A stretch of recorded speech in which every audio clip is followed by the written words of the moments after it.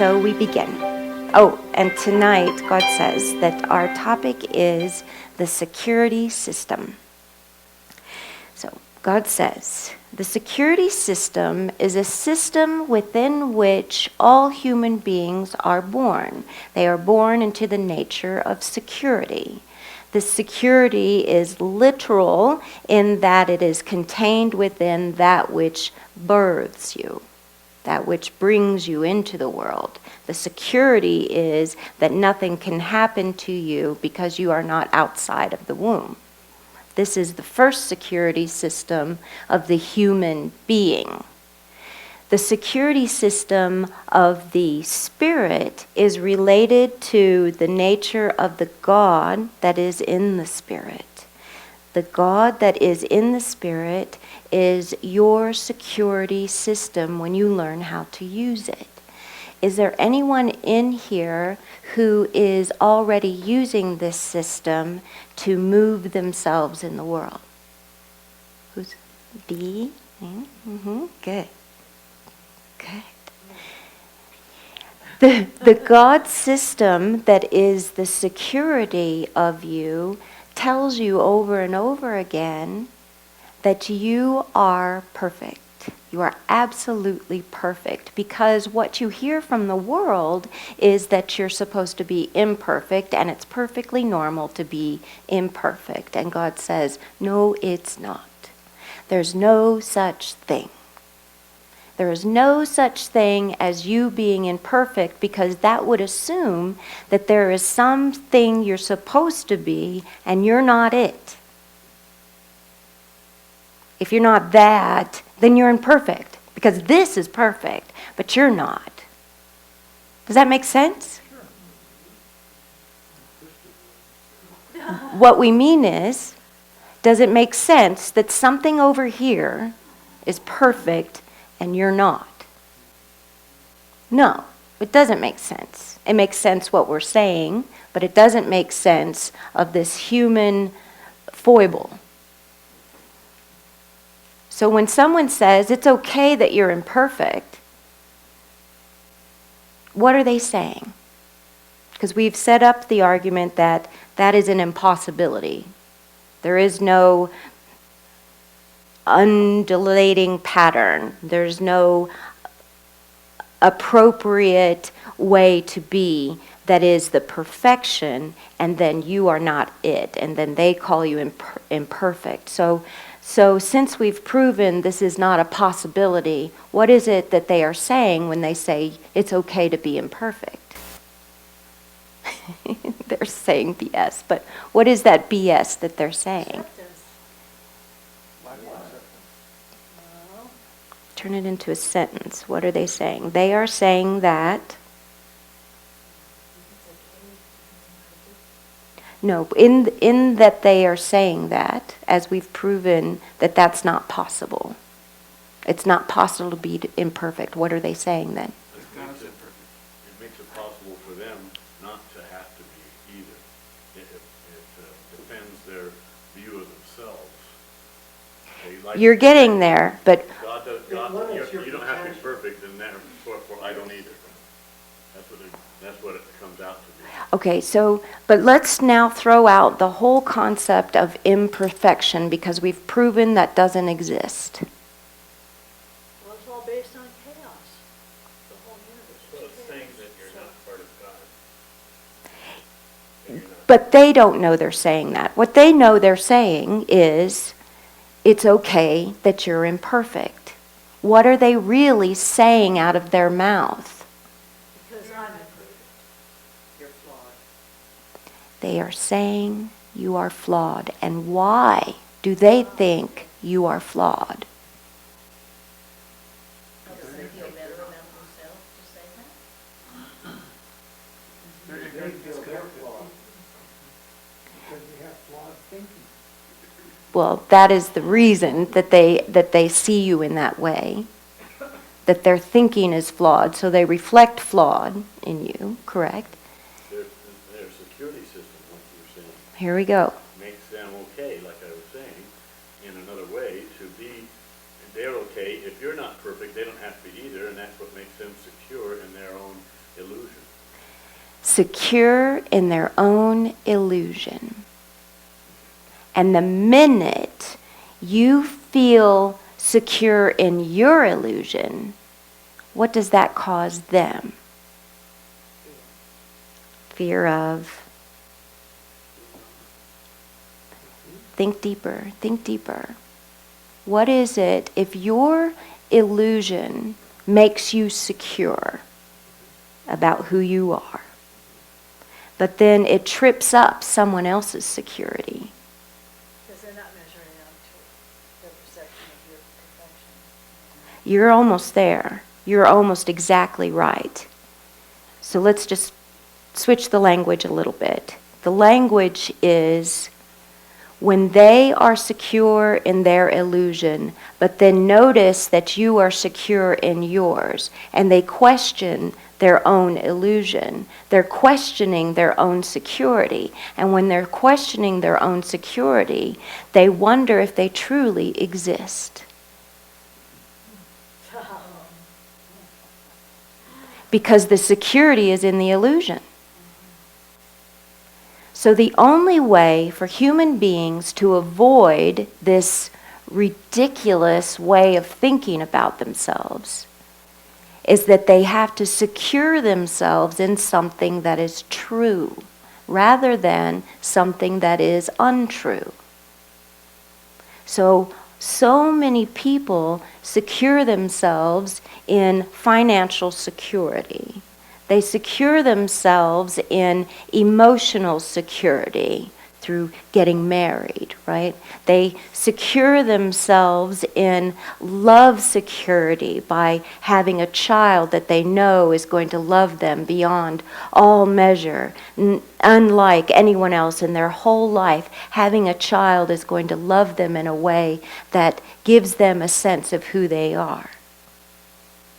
And then they have a child that reflects in them all of the parts of them they refuse to look at.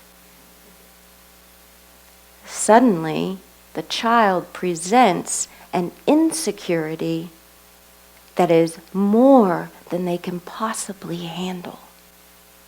So illusion after illusion after illusion after illusion after illusion pops up. So let's get deep into someone's manner that has become the result of an insecure parent. Jan, thank you so much for volunteering that. So, Jan, and this is called a soul reading. Okay, so God is actually, the God within Jan is communicating with the God within me so that it communicates through my vocal cords and becomes a dialogue. So everything that Jan now learns is already contained within her, and the wisdom and purity and beauty of that can be accessible to Jan anytime she's ready to sit quiet and listen. So in your past, you had a particular malfunction that your mother refused to call perfect. So this malfunction meant that she had to admit to her own similar malfunction, which is why she didn't give you the idea that this is a perfect symbol of her, because she wouldn't see it in herself, and if she did see it in herself, she would lose her security of her illusion, right? Okay, so what we want you to describe is, and do we have a microphone for this? That'll be great for the recording.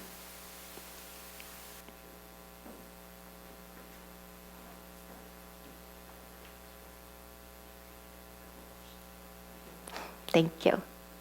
Say test, test. Test, test. Yeah. Test. Okay. Yeah.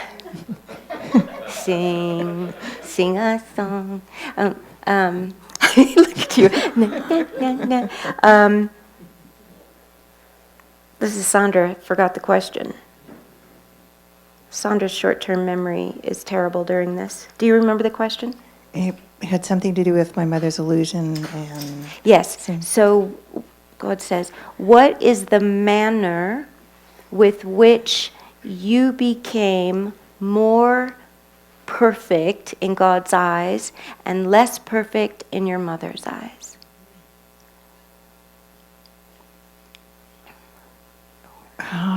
So a manner is a form of behavior, but it is something natural.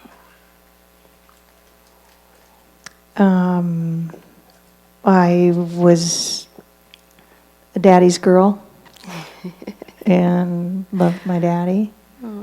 That upset her.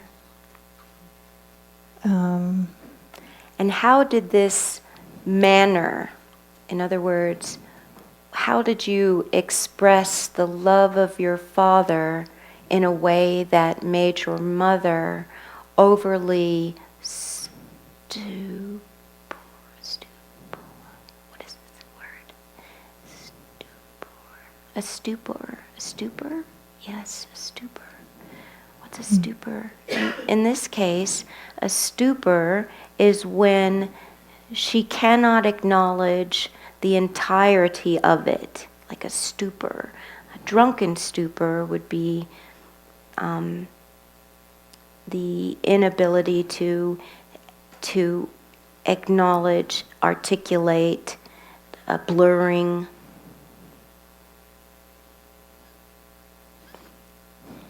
I'm not certain. So let's first then talk about your relationship with your father compared to your mother. So how did you relate to your mother in a way that showed her you were daddy's little girl and not mama's little girl? Well, he was very affectionate, and I truly appreciated his affection because I received nothing, no affection from her. That's the stupor.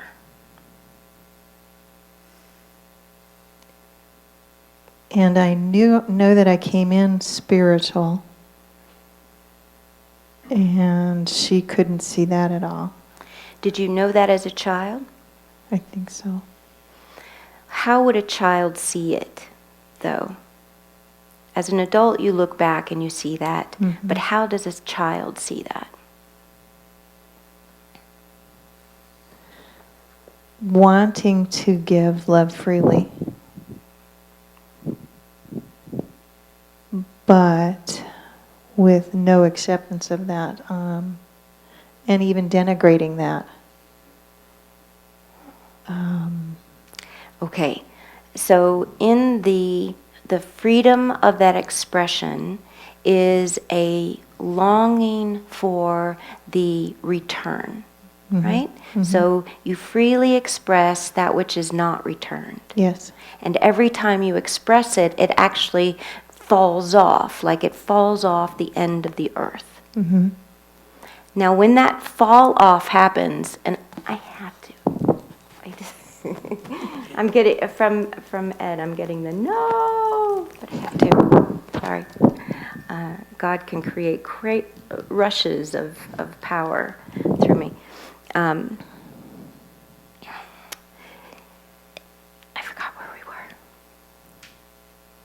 You were saying... Dropping off the face yes, of the earth, yeah. right. When something has a feeling of not going into the ends of the earth and back, what it does is tells you there's no reflection of you in the environment that you are expressing yourself in. So when you have no expression of yourself returning back to you, it's hard to see who you are, especially in your mother's eyes. So you cannot see who you are, not only in your mother's eyes, but in your eyes that are your mother's. So how does this affect your sense of security?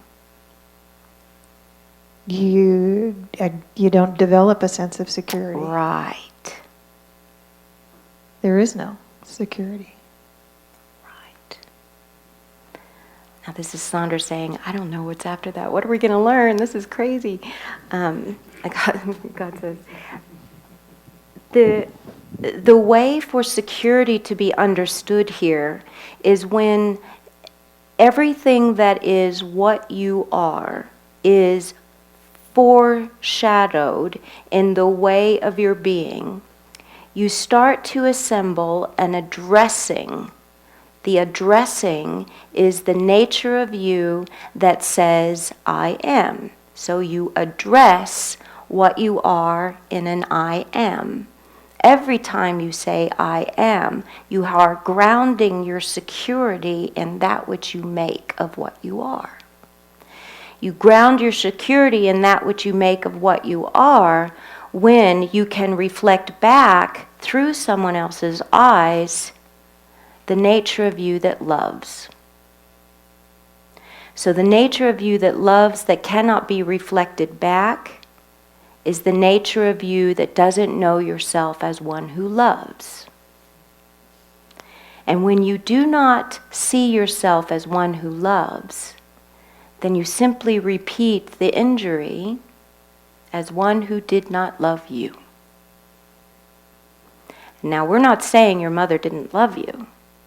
What we're saying is she did not reflect in you the love of a mother's love. So, how does that now affect the rest of your life?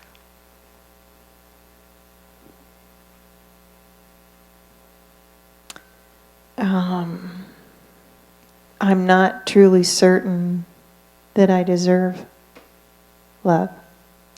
This is a way of thinking about it, but what really happens is that you don't put out the will to be because you cannot establish the I am.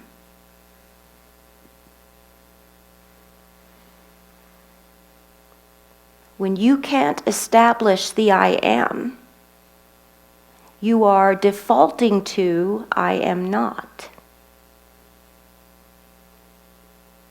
So it is your entire will to be that is affected. This is the security of the nature of God. The security of knowing that the I am makes something extraordinary.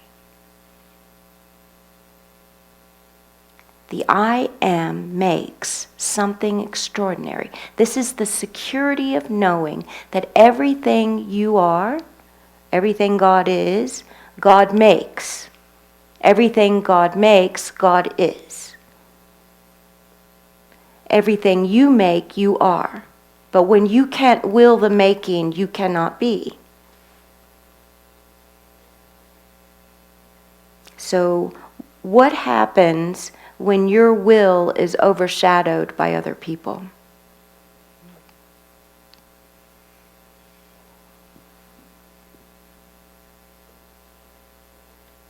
I can't see my value.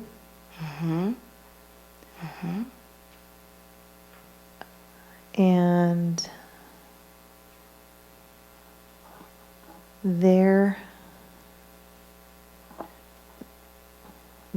being seems to be more important. Right.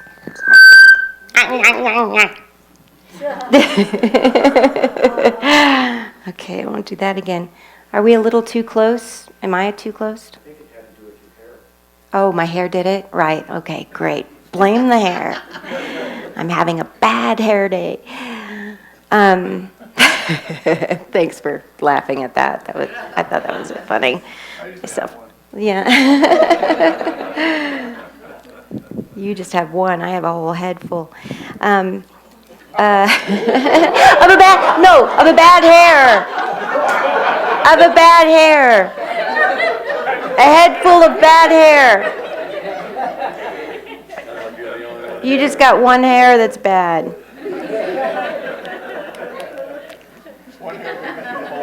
Yeah. There's only one of us here.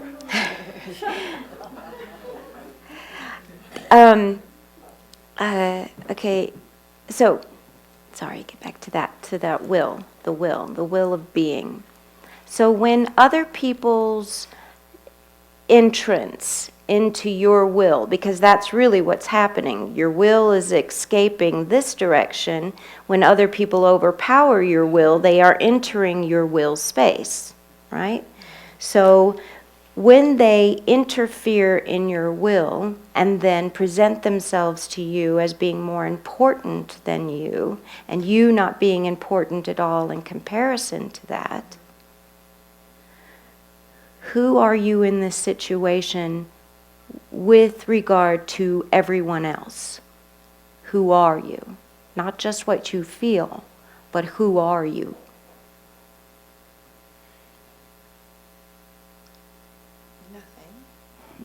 Nothing. Is that possible? No. Right. So when you are feeling like nothing, you are building an illusion of you that has actually become your security.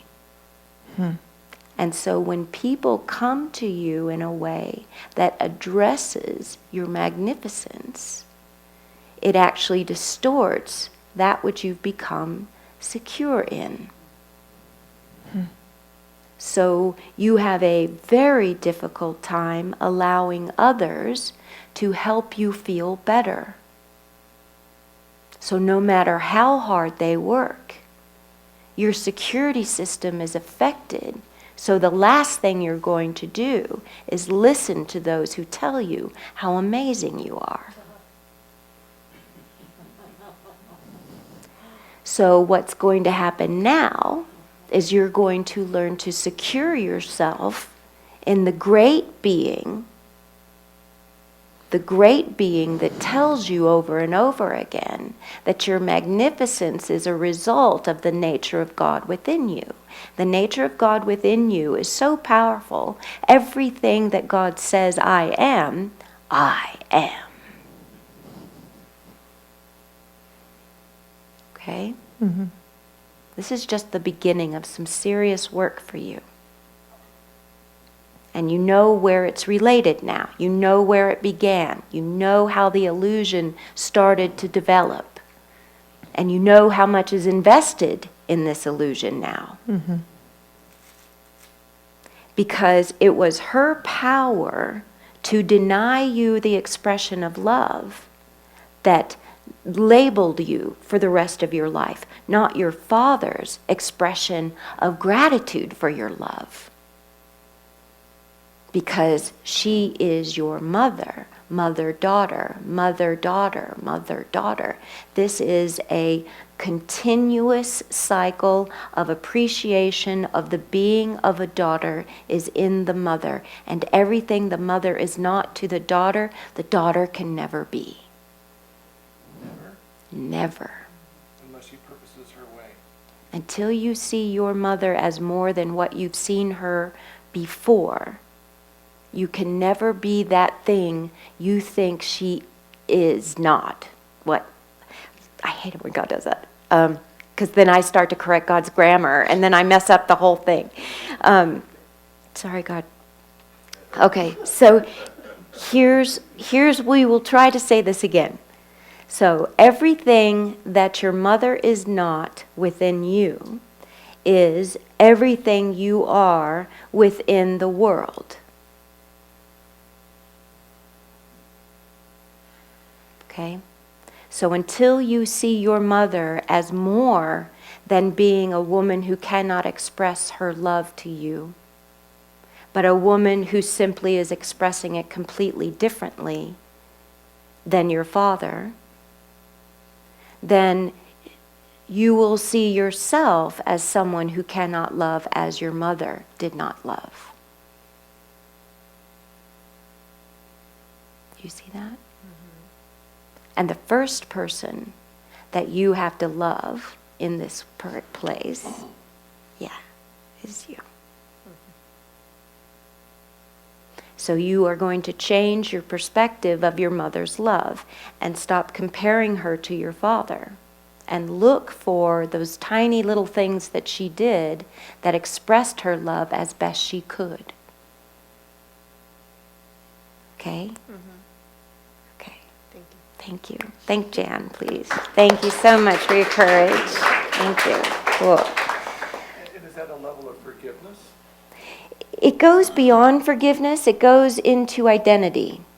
It goes into the nature of identity. Because how you identify yourself is how the nature of the beings who are responsible for making you are identified. When the beings who are responsible for identifying you within them, which are our parents identify themselves through their children, right? When these identifications are not set up in a matter of plenitude. Yeah, not enough love. That would be the opposite of plenitude. Got it.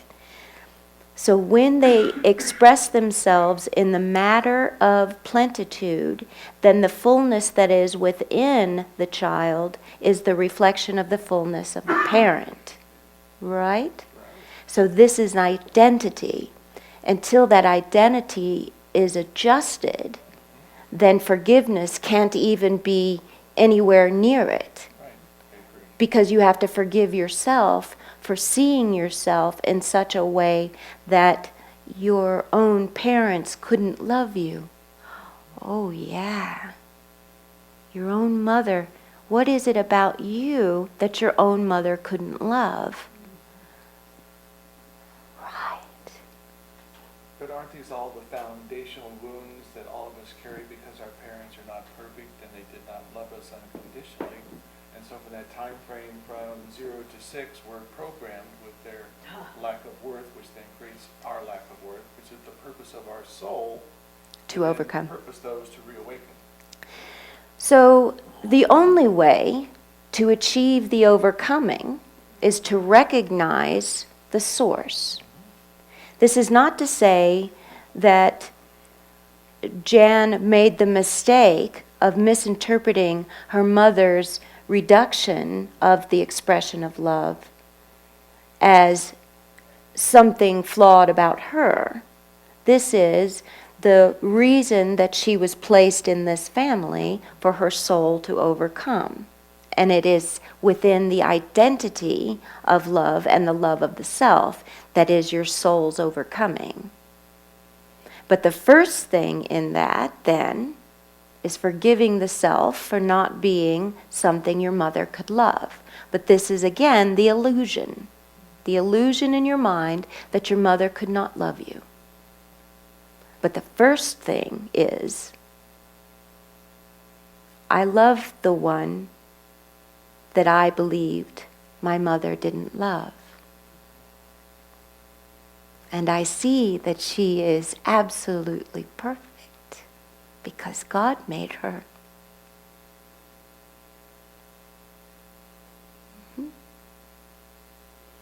So the forgiveness in the intention is always about identity. Identifying the self. Because that's always the beginning of every perception, is where the self lies within the illusion. Illusions go inward like this. Expressions of truth go outward like this. L-I-V-E. L-I-V-E. E-V-I-L. And E-V-I-L. Evil. Backwards living. Backwards living. Very good. Very good, Gary. Meaning very good that that's your teaching. God says very good that that's your teaching. When you said we need to see that our mother is more than we perceive them to be, it kind of sounded like a condensation of what you and Gary were saying. That Gary said that they are not perfect, and so we took on their feeling of lack of self-worth. okay? And it sounded like you were saying to see them again, that they are perfect the way God made them, for the purpose that they were made for, to present a nurturing for us, that we can grow beyond and see the truth that God has there, not the truth of the world. Very well said. Very well said. I just hope that the recording picked that up. That was a wonderful summation. So let's correct some language, though. Every time humans use the word imperfection, they are missing the boat. What is that boat? No. When we say the word imperfection, and that misses the boat, what is the boat? That is the ocean the boat sits upon. Everything is perfect as it is. That again is the ocean that the boat sits upon. The boat is something that can only sit on the surface of the ocean, right? It can't penetrate the ocean. It can't be within the I am. It just moves across the surface of it. So if the boat is labeled imperfect and it is wrongly labeled, what is the right label that goes there? Not the correction, meaning the correction is perfection of imperfect. But what is the real word that should be there? Growing, unfolding. No, I don't mean the correction of it. There's no such thing as imperfection. We've proven there's no possible way for imperfection to even be remotely possible. So what is it when people project onto others? Separation? That's the experience, but that is not what they're projecting. What are they projecting onto others that they say, you are imperfect? They want you to fix it somehow. Their own stuff. Yeah. Their stuff. It's one word and it begins with an E. Ego. Nope. Elephant. Pink elephant. Bigger than a red box. Yeah. It begins with an E. And Second syllable now. the second spell is X marks the spot. Expectation. Expectation. Yeah, Which comes from experience, sure. Can come from experience. Other people's experiences are what they expect others to do, to behave in the experience that is something they're used to. And when they behave other than their experience, then they are behaving imperfectly. Right? So let's talk then about how expectation destroys the security system of a human soul. We are going to talk about living space and how expectation within a living space destroys two people at once. Expectation within a living space means if you don't do this thing that I think you should do, then you don't belong in the space we're in. If you don't belong in the space we're in, then I cannot be who you want me to be in the time that we're together. So if I cannot be who you want me to be in the time that we're together, then the space that we coexist in is the space that is destroying us both. Sounds like every relationship. So what happens, you guys answer this. What happens when that happens in a healthy relationship? What do two people who are in a healthy relationship do when expectation destroys their connection? Run like hell. Come back later.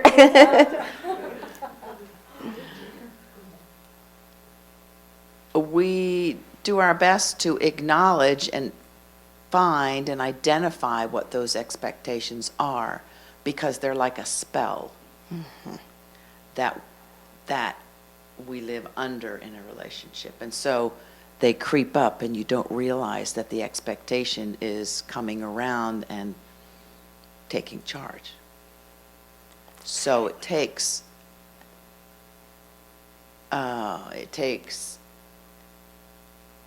an evolution, and it takes some revealing and a desire to want to know what the expectations are in order to identify that you're in that stupor. Right, right. And so here's the things that you said that are of utmost importance. Desire to understand. Willingness to see. The joy of knowing the two of you can work it out. Security is in the joy of knowing the two of you can work it out. Otherwise, if you didn't work it out, it would work you out. Yes, otherwise it takes over. Right. So, what is it that is most important for two people who don't recognize that there are unsaid expectations that are destroying their connection? What is it you recommend they look at first? When they don't even know that it is the expectations that are destroying it, not the things they think are destroying it. What I would recommend is that they get honest with how they feel. And that takes courage to go into one's heart to say, this is how I'm feeling now, without letting the fear of what the reaction will be to close you down. No wonder you're supposed to be teachers. That was brilliant. That was brilliant. Would you like to add to that? No. Will you try? Will you try, please? I still have the same reaction I did when you told me that in the reading, which is at that thought. So I'm embarrassed and I have no idea what to say. Interesting. So how do you feel when your wife tells you that she has an expectation of your behavior?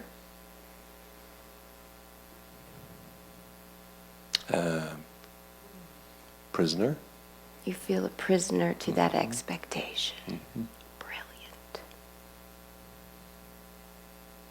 And this is true of every expectation the world has on you, the people you love have on you. You become a prisoner to their expectations.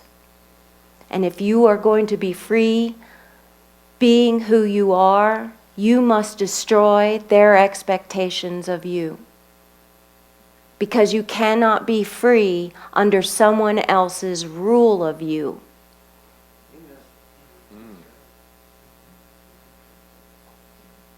And you, as the expector, cannot be free. Because so long as they are not behaving the way you expect, you cannot be happy. Because your expectations aren't being met. So you'll follow them around and peck. Oh, really? Schoolmarm is my word for that particular behavior. Yeah. And your honesty with her, knowing the joy of your relationship, Yes.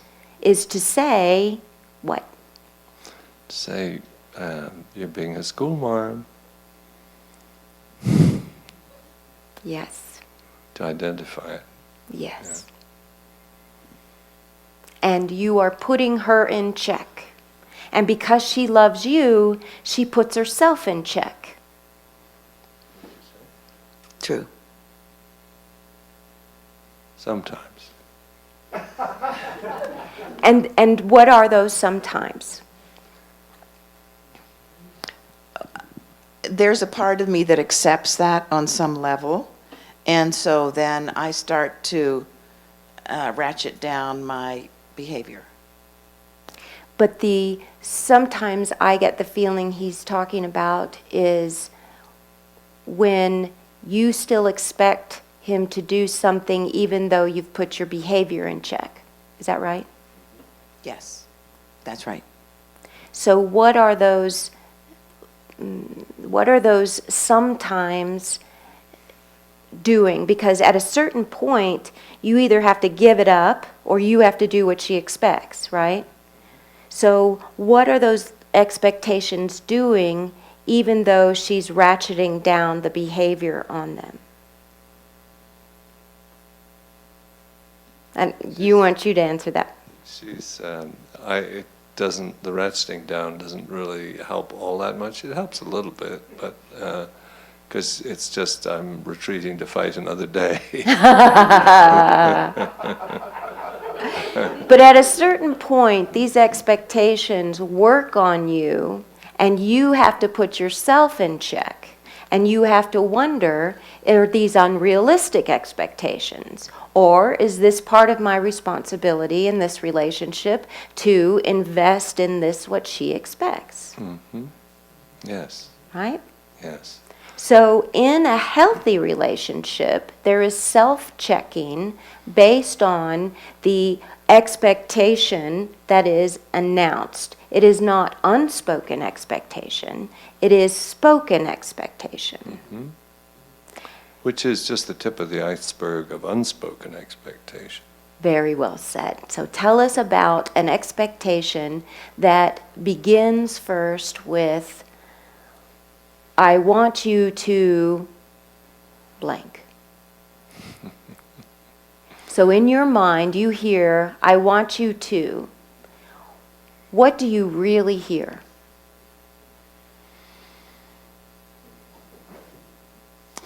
It could be as trivial as I want you to take out the trash, and something in the tone or the prisoner's chains rattle, Yes. and they hear, I want to control you. Right. Right. That is the true source of all men's problems with women, the fear of being controlled by a woman. Mm-hmm. Why is that? Well, if we had that identity, that I am secure, then we'd know she couldn't control us. That's right. That's right. But unfortunately, mommy set the standard of control. Mm-hmm. Mm-hmm. That's right. So whenever you fight against your wife's urge to have a man help her in the home, when you fight against that, you're really fighting against your mother's power over you. Mm-hmm. And it just feels that way coming through the wife. Mm-hmm. So the wife's expectation of you to do something that is part of the investment in the life you have together is not an unrealistic expectation, but it is a reflection of the powerlessness you felt as a little boy. Mm-hmm. Well said. Okay, so this is also a self-check. In a healthy relationship, the man is putting himself in check on realistic expectations. in an unhealthy relationship, he is fighting that over and over and over again until such a degree he has no idea what she's saying. Been there. Interesting. Did you hear this? No? He said she doesn't either. She doesn't have any idea what she's saying. That's one of the fears of being controlled, is you don't think the other person is aware enough to control themselves and knows enough about the situation to be able to control that accurately. One thing I know for sure is that my wife would never, ever ask me to do anything that was not in her best interest.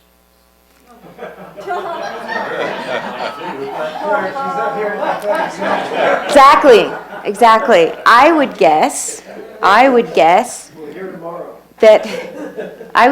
that your wife's ability to control herself comes from a much more elaborate place than what yours is.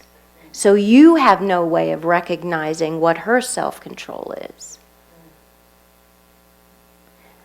So a misunderstanding on your part can be a complete relapse into old wounds because you feel unsupported by an unstable woman. And it is, and the mirror is there also. But we're just talking about you right now. Yeah, I just mean whether we're male or female is what I'm saying. Oh, right. No, this isn't, right. This isn't a men are this way and women are this way. This is what you revealed by saying she doesn't know what she's saying any more than you do is an assumption that what she has to say isn't worth hearing. You know? So this is something that needs to be altered in your way of hearing your wife, or she will be unstable. Because no woman can handle a man who will not hear her. She can't handle it. That's the crazy women that single men go out with. They're crazy. Women are crazy. Well, how often do you listen to them? I mean, really listen. A woman's way of being is so different from a man that until he acquires an appreciation for it, accepts that it doesn't have to be just like him, he's never going to love her fully. Any more than a woman can love a man fully until she accepts his simpleness.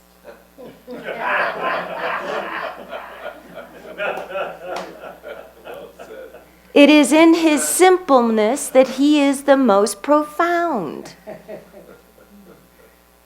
If you keep plugging away at what you think he should have, instead of looking at the beauty of what he doesn't have, thank God he doesn't have all those crazy complexities that you fight with every day within yourself. You would never have a respite from your own way. You need that simplicity in that mate so that you can be the elaborate orchid you were born to be. You need the tree.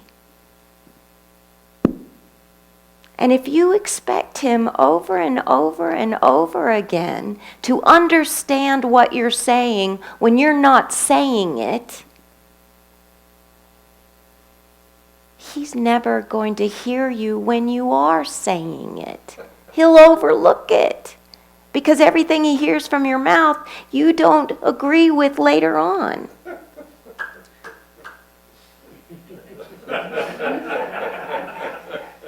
Careful, Pat.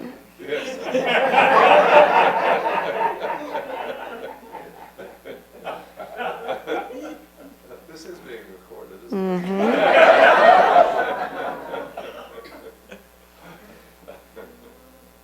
there's so many beautiful things in a woman that is unique, and so many beautiful things in a man that is unique. And every expectation a man has on a woman and a woman has on a man that is a reflection of themselves, they are denying the beauty of the other. And the only way to get to that beauty is to be honest about expectations. I'm expecting you to be this, but I'm not like that. Oh, really? Why aren't you like that? Because that's not how I think. Well, it's how I think, but that's not how I think. But it's how I think, but it's not how I think. That's how arguments go, really. That's how they really go. But that's not how I think, but that's how I think, but that's not how I think, but that's how I think. It all whittles down to that, what people expect you to be that they are. And if you're not, you're imperfect. It's all about the expectation you have of another that is not the unique ability of you. You aren't appreciating who you are in your own uniqueness. You think everyone should be exactly like you, and everything you do, everybody else does. And when they don't, they're imperfect. And so we've established that imperfection is impossible. So if imperfection is impossible, and each individual is unique, what is it about this individual that I have to learn? What do I have to learn?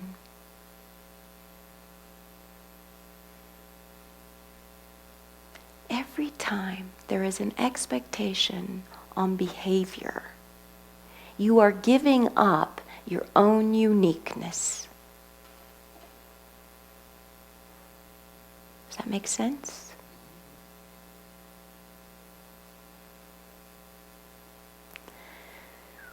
When you allow yourself the unique abilities you have, the unique joy you are, the unique interest you are, when you allow that, you become interested in everyone, because you know they are all very, very different. When you are not in love with your uniqueness, and you fear that which makes you different, then you deny the difference in others.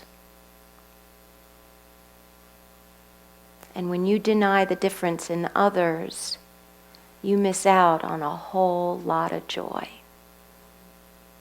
Because the expectation for them to be the same becomes your whole way of life. You know people like that who complain about other people all day long because they aren't in some way like them? All day long. Their whole life evolves around what other people are not in their eyes. The people out driving their cars. Idiot, bastard. I'm guilty of that. Speed up. What are you doing in that lane? That's not where you're supposed to be. That was Sondra. I don't know if you know that. So we've harped on the expectation rules because we're going to now go into the nature of security in the way of expectation. But we think people might need a break. Would you like a break? Yeah. Yes, because a lot has been covered. So let us break for 15 minutes and we will come back. Refresh yourself. Thank you. Thank you for being so attentive. So security is an expectation in and of itself. It is the expectation that if you don't have it, you won't exist.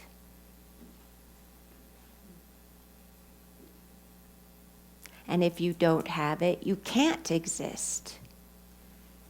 And if you don't have it, you will cease to exist. So here's how you get over that.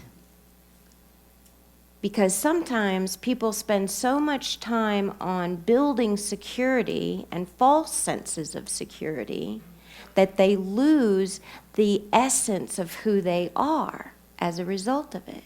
Because it becomes this small, tiny little thing. Security, this tiny little thing, compared to this enormous being that they truly are. So here's how you get over it. You say, will I die?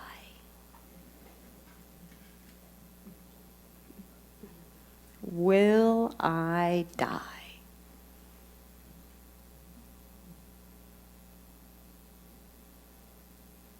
And even if the loss of this thing that you are focused so heavily on, that gives you a secure, false sense of security, even if that fades away and it causes your body to pass, you still will not die. You are an eternal being, living forever and ever and ever and ever, evolving, evolving, evolving, evolving. So if you get hung up on the idea that if you don't have financial security, then what's going to happen to me? What's going to happen to me? What's going to happen to me? That's the worry that gets stuck here when financial security isn't clear. Romantic security, what's going to happen to me if he leaves? Well, you get to have an opportunity to see who you are outside of this fear. Because if you fear that he leaves, then you draw everything to you to make sure he leaves. It's true. You will it to happen just by being afraid that it will happen. Now, this doesn't mean that you cause someone else's behavior. What it means is that it causes in you a behavior that triggers another behavior. So you are not responsible for their behavior, but you are responsible for your behavior. That means you must listen when they give you the warning signs. And the warning signs usually have to do with what you fear most. So some of you are in conflict with this because it doesn't apply to a current situation. So we want you to know that we are putting this in your future. Never fear the loss of someone. Because if you fear that loss, what you're saying is, I am nothing without them. When you believe you are nothing without them, they start to see you as nothing at all. And it's a frightening thing to see in a mate, a nothingness. Okay. But there is one other source of security besides financial and emotional that we want to put to rest. And that has to do with the idea that security of love in children is possible. Children will never provide the security of love that you expect them to. How many of you know that clearly?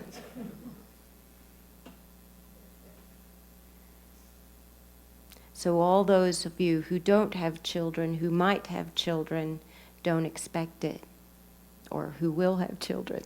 Don't expect it. Know that the love that you give them can never be repaid by them. And so you are giving with the knowing that it's never going to be returned until they decide to love themselves the way you have loved them. Do you see how that's related to God? God can never expect from you love back until you love yourself the way God loves you. And until you love yourself the way God loves you, you can never love anyone else the way God loves them. You will always have expectations of them that go beyond their ability to give. Because loving yourself means accepting your limitations, and loving you means accepting limitations. So when someone loves you, they must accept your limitations. Okay? If you don't want to accept their limitations, do not waste your time, ever. It's your time, it's your love, it's your being that you are protecting. This is the security. You are protecting your love, your preciousness. And if their limitations create limitations in you, this is no place for you to stay. But when they understand you enough and want to know you enough to work within those limitations and allow you those limitations, allow you to be who you are, then the joy of your togetherness is a foreverness. That's called true love. Love that is true, true to the being you are, true to the way that you are, true to the knowing of your being that is perfect in the eyes of God. And the only thing that is limited about you is that which you cannot produce on demand. You cannot produce on demand what others demand. You can only produce what you are. And when you produce what you are in a glorious way of self-love, you express yourself in a way that others can truly love. Truly love. Love truly. Because it's only in true love that you are expressing the being that you were made to be. When you express yourself as a being that is not what you were made to be, but what you think others think you should be, then you are hiding the being you were made to be. Because you think that others will accept you as you are being what they expect you to be, but it's never enough. What more do you want from me? What do you want me to be? I'm being everything you want me to be. That's not enough. Why? Because you're not being the being you truly are. That's enough.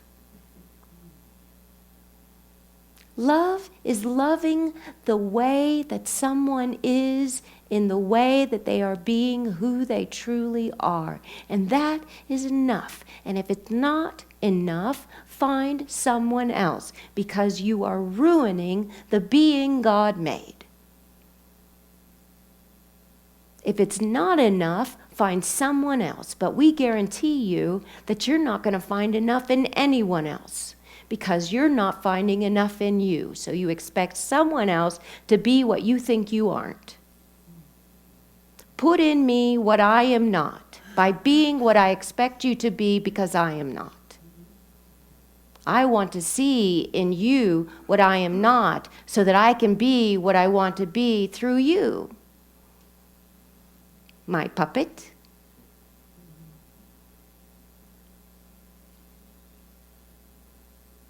Sometimes men think that a woman is puppeting them when they just want them to take out the trash. So you have to get real about that sometimes. It is a natural fear. It is just the continuation of the expression of independence, but it is not rational to see a woman as puppeting you just because she wants to clean the kitchen. So be real about it, and don't cause a fight over it. Okay. So let's begin with the questions. Do you have the microphone? I do. Good.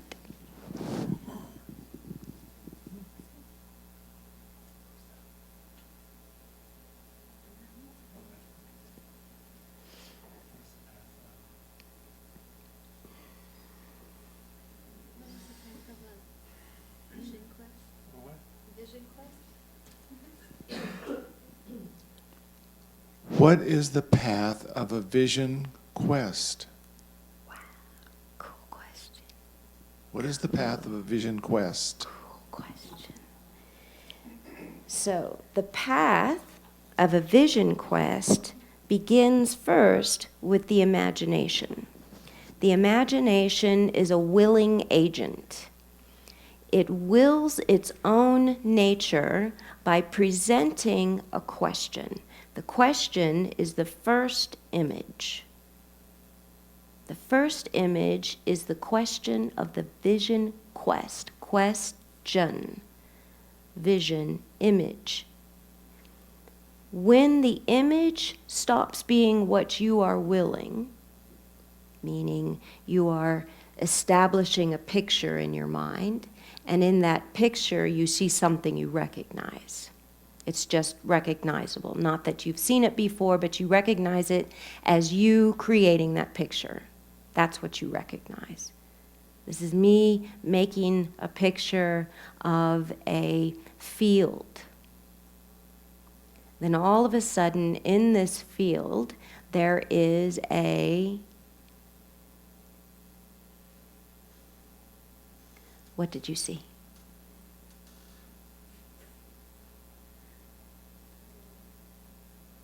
I saw the field in the open, like all of a sudden it was like, oh, sorry. It was all of a sudden what? The field and then all of a sudden it was like all this light and space. Okay. So what did you see, Simon? Grass blowing in the wind. But when God said, all of a sudden there is a Little boy. little boy, what did you see, B? Huh? You saw you in the field?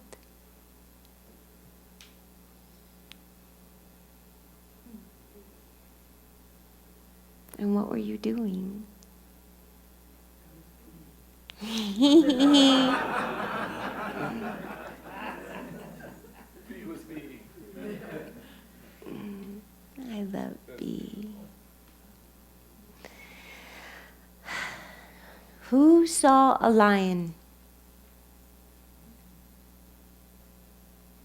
Did you see a lion do? Didn't, but I wish I had. What did you see do? I saw a big, beautiful tree. Okay. Did anybody see a cat of some kind? No? Ugh. Did you see a bunny? Yeah. So God, are you asking me then? Yes, Sondra. Oh, because I saw the cat. I saw the lion. Sondra, why is it you think you are someone other than this group? I don't. We will include you many times in these years. Okay? thought I was the, giver of the messengers, not the point of contention. Well, this time you are. Okay? So in this picture, when you saw the lion, what was the lion doing? It was appearing. Yes. What was it appearing? It was looking for something. It was appearing. So think about how this relates to a vision quest. It's the question.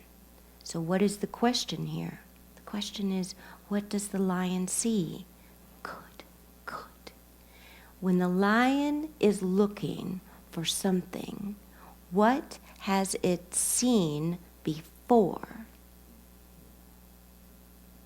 It saw, I don't know if I have a word for this. It saw something it was looking for. It saw, it's like it went into the field to find what it was looking for. Right. So when it goes into a field to find what it is looking for, what does it see?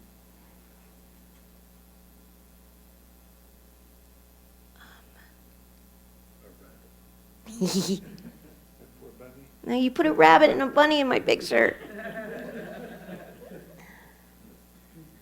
Well, it is a bunny. That's what I see now. Has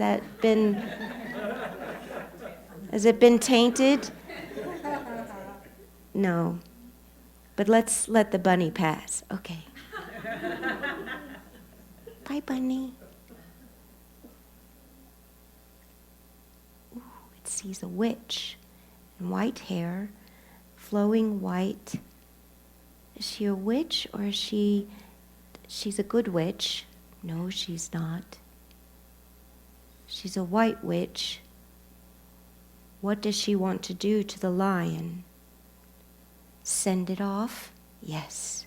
She wants to send it off. Why does she want to send the lion off? Because it's more powerful than she is. Why is the lion more powerful than she?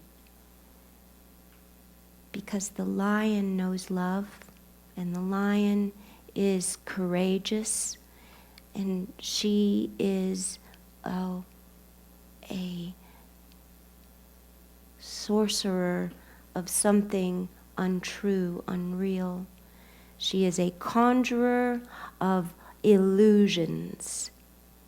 She builds illusions because in her escape, she discovers what?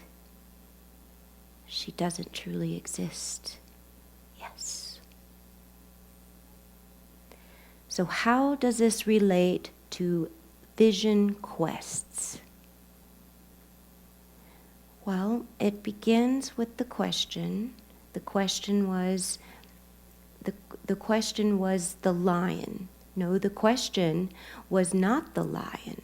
The question was, what is the lion looking for? Okay. So what we're demonstrating here is the vision quest is a question and answer dialogue with your visions. But you are motivating every image that comes up. And when you explore each thing with a question, why? Why this? Why this? Why this? Then you get deeper into your knowing of yourself. Now, this is very different from visions. When you get visions of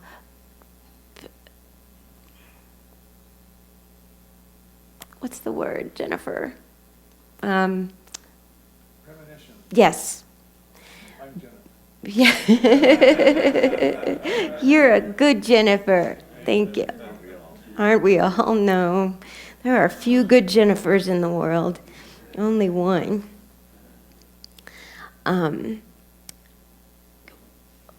when a premonition vision comes, it is nothing about you. It has nothing to do with you. So there is nothing in the questions of it that are going to tell you more about you. They're going to tell you about the ways of the vision itself. So if you get visions, other than Jennifer, is there anyone else who sees visions here? You see visions? When you get these visions, you begin to ask it questions, and you will learn things about the nature of the world and the world around your immediate vicinity. So when you ask it questions the way that we described a vision quest for self-discovery, then you get deeper in the mastery of your gift. Okay? Is there another question? Was that good enough? Did that answer the question, whoever asked it? Okay.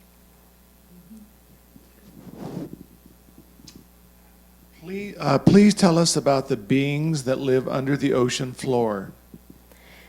The beings that live under the ocean floor are perpetually manipulating the correction of human understanding with regard to technology. They are a continual experience of technology. What we mean is they give to humans in exchange for the use of humans. They use humans, as we've said before, for reproduction. They give technology in order for humans to proliferate their own civilization, because the greater the civilization, the more genetically productive they become. Genetic productivity comes from evolution. Evolution comes from generations. Generations come from populations that become more and more diverse. As populations diversify, they increase intelligence. Intelligence that are utilized in the reproduction of these beings that are in the core of the earth. Are these the same ones in Middle Earth? Yes, they are. They go down into the ridge that is what God calls the spine of the earth.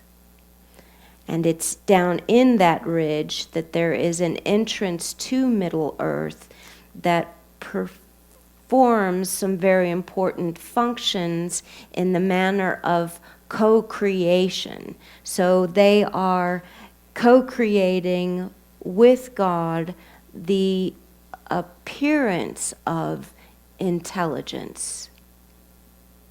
The appearance. Intelligence appears as intelligence appears in human world, right? Not just human world. In the animal kingdom too? Yes. The animal kingdom experiences evolution of intelligence. These beings that dwell within the core of the earth are co-creative beings. So are these the same beings that you said we're not to trust? Oh, yes. Well, how can they be co-creative with you and also not trustworthy for us? Because there are members of that group that have no interest in keeping humans abreast of the conditions of their own civilization. So they manipulate, in other words, political systems. But this is not something that we want to put in this conversation because we cannot give a full explanation in the time that we have. And if we give any explanation at all, it will be that there are predictions about this in the next book. Oh, I don't remember that part. It's in there. Okay. I don't remember. I haven't finished editing book 2. This is an interesting question. It says, I am, and then a question. At a blank? Yeah, I am question. So they're questioning, they're either their I am or questioning They I want to am. know what they are. Right? Who said that? Who? Or maybe just the I am. Sorry, okay.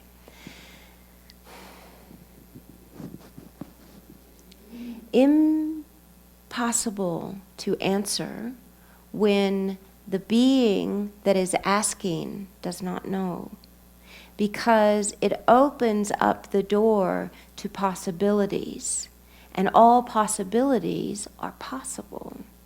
Until you establish the closed door of the I am, you cannot be anything, because there's too many possibilities of what you could be. So tell us what you are right now. Good, good. I am happy. If there was an I am that you wish you were, what would that be? More in my power. I am powerful, right?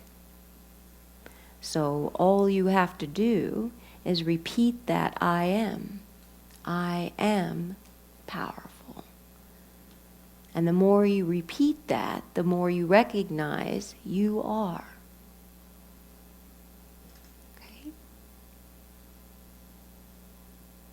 Okay. When you said I am powerful in your mind, did you feel it? Yeah. How many of you here know Terry to be powerful? Mm-hmm.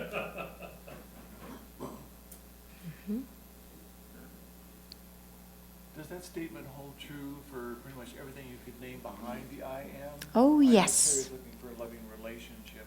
I am in a loving relationship. No, because that's a false. I am in a loving relationship. If you are not in a relationship at all, then you can't really be in a loving relationship. You can be in a loving relationship with yourself. I am in a loving relationship with myself, right? But the way to prepare yourself for a relationship worthy of your power is to know your power and hold it precious. And then you simply attract the one.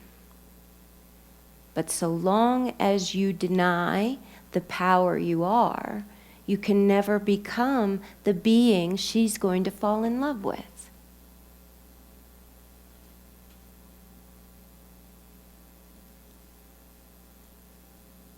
There is nothing more attractive to a woman than a man who knows his power. Because a man who knows his power can protect her from the world.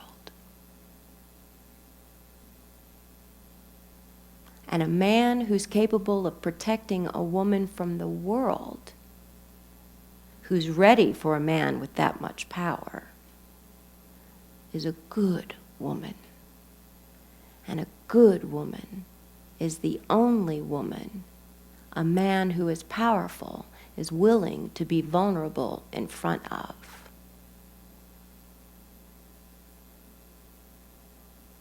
And until you can show a woman you need her, you will never know your true power in her. Because she will do anything, anything for the strong man who needs her. But a weak man who needs her is annoying.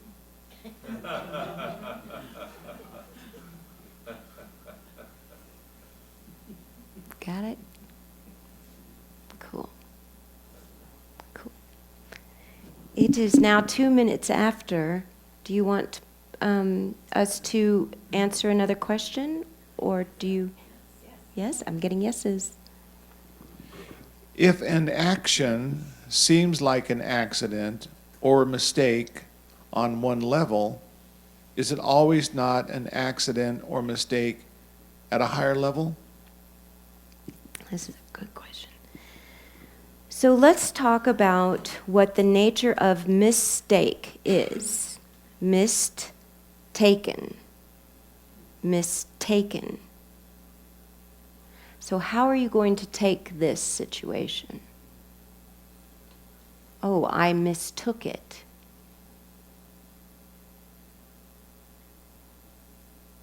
You see? I mistook it. How do you take it when someone interrupts you in a conversation? Do you mistake it as disrespect? Or do you mistake it as denying you exist? It's all about how you take an event that determines its matter to you.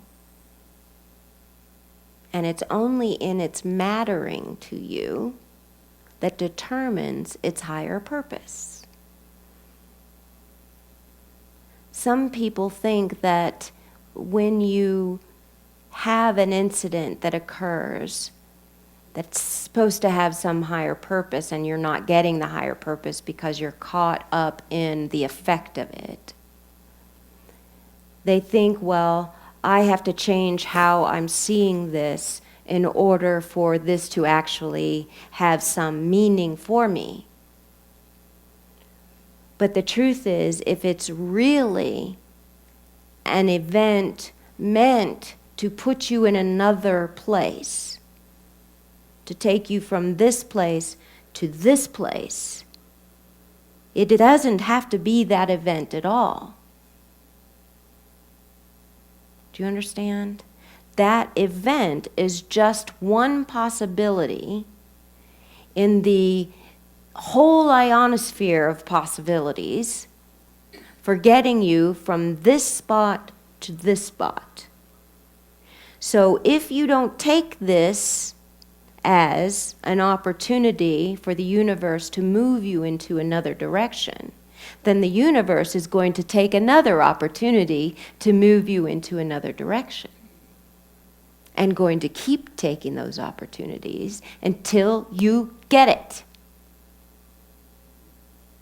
So the mistake is mistaking this event as an accident. I mistook that for an accident when I was really supposed to be taking advantage of the new place it has put me in. So if there is an event that you can't find any higher purpose in it except the destruction that it has created for you, then you are mistaking the event. Because there's no such thing as destruction in the sense of senseless destruction, having no meaning. Because your life has meaning, so everything in it means something. Does it mean something that you aren't grasping? Sometimes. Sometimes. Does it mean something you're ignoring? Sometimes. Does it mean that you'll never get another chance to figure it out? No. Because if you don't figure it out in this life, you'll just carry it on into the next. Because there are levels of expansion that are absolutely required. They are required, not acquired. You do not acquire experiences. You are required to experience that which will expand you. You cannot acquire experiences that expand you. Experiences you acquire wind up attaching you to the meaninglessness. They gather up in you. So what we mean is, when you don't see meaning in a destructive event, you have acquired a destructive event. Get it? You have acquired this in your experience. And now it is defining you because it's meaningless. It's senseless. A senseless act of destruction in your life has been acquired now and attached you. The only way to expand from this is to find meaning in it, because that's the requirement for your expansion. It is required. You see meaning in every accident. But not just, oh, this means we were supposed to meet. Yeah. Not like that. Not like that. It's more serious than that. It's much more serious than that, Doug. I don't know why I'm supposed to look at you right now. Okay. The seriousness with which events occur to cause you a form of destruction means pay attention. Pay attention. You have not paid attention, and so the universe says, until you wake up, we are going to keep hitting you over the head. So if you have had series after series after series of destructive things happening to you, it's because you are being way too dense.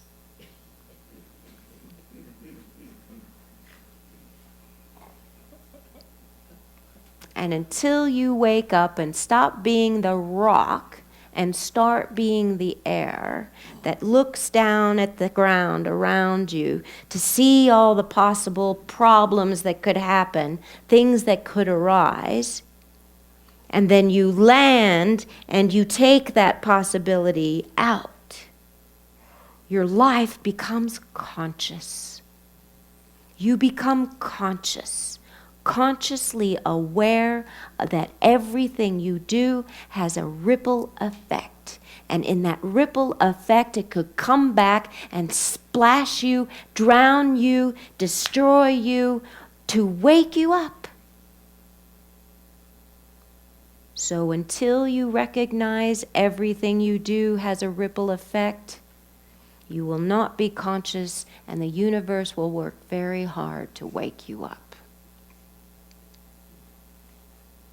That was a good question. Thank you. Tell God that was a brilliant answer. God says, of course it was. Of course it was. It was a perfect answer. She is so clever.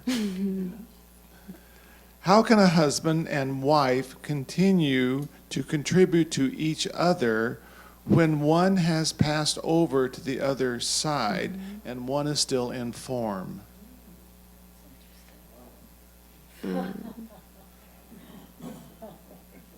It's so beautiful. It's so beautiful.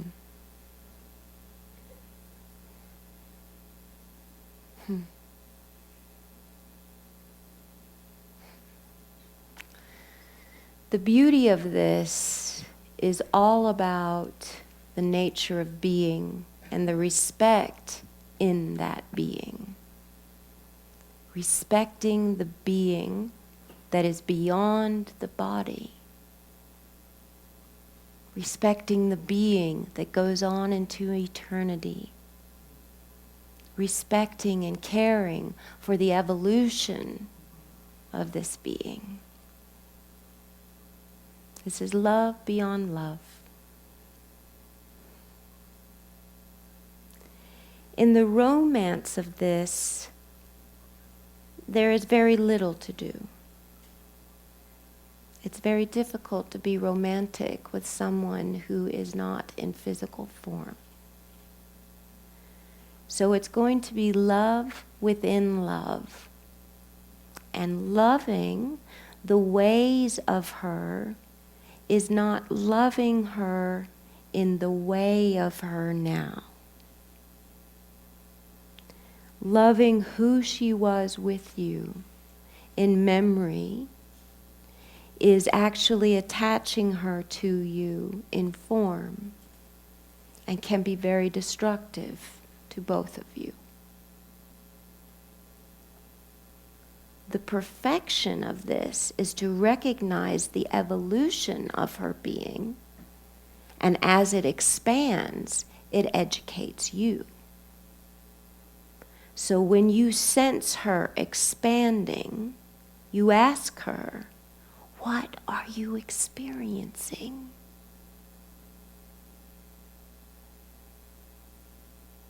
What are you experiencing now? But do these things in moments of not missing her. Do these things in moments of enjoying what you're doing right now. And it's like calling up a friend to say, hey, what's up? Guess what I've been doing? Really? You've been doing that? That's cool. And you share in the joy of the experiences. Then she can expand further and further and further and share her expansion within your knowing of her. And as she shares with you that expansion, you expand your knowing of you, because you discover that you too will be expanding in the way that she is expanding. So she is teaching you what to understand beyond your experience of form. These moments of missing her are an idea that she's gone. And she's not gone. This is what you have to get over. The thought that she's gone. Because she cannot talk to you when you feel that way. She can only talk to you when you acknowledge she's still there. Hi, honey, I want to hear you. I can't hear you yet.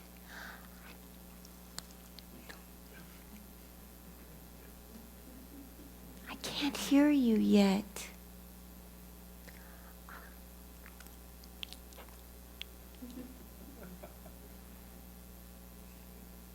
In time, you'll learn how to listen for it. You'll learn how this is coming to you. And when it starts coming to you, you'll start going deeper into the knowing of that. You'll follow the voice. You'll probably hear God at the same time, because it's in the same alignment. She is with God. She's not trapped. She's not a ghost. She is spirit. But she is hanging on to your being because she's worried. We don't want her to become attached. So the only way for her to keep from being attached is for you to recognize that she is existing and expanding. That's how you nourish your soul, because you are giving of yourself to that. You are giving up the idea that she no longer is here. You're surrendering that to the greater knowing. Okay. I love you, George. Thank you. Thank you. Thank you, George. So if that is the last one, is that the last one? Yes, any final questions out there? Do you all understand the nature of expectation and its destruction to your security? At least have an idea so that when you watch this video later, it will go deeper. Good. Good. Well, thank you so much for your attention, and thank you, God, for sharing this with all of us. Amen. Thank you. Thank you. Thank you. This one, go on. There is a donation basket there for your generous donations to bring Sondra is an expense that is wanting to be shared with all of you. So thank you very much for helping us out there. Yes, thank you. Tomorrow there is the workshop from 9 to 5 at Sarah's Lovely Art Studio and Nano's Lovely Art Studio that she expects them to clean.